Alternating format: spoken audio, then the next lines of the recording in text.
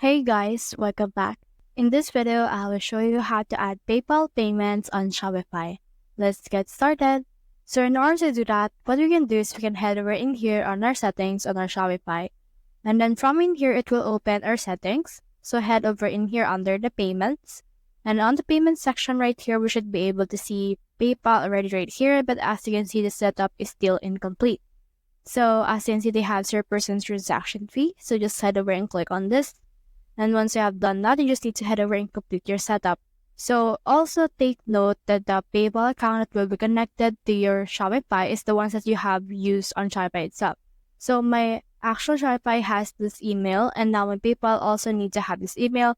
So what I need to do is just need to click over to this complete setup, and then this will open in here at new tab, which is open the PayPal. And on this PayPal page right here, this will load like this, and you just need to enter in your email, your region, and then just head over and then try to log in your PayPal account through this method. After that, you should be able to see that your PayPal Express checkout will be activated. So that's the whole process. If you have found this video helpful, so please leave a like, below, or subscribe because it helps me reach more people. See you soon.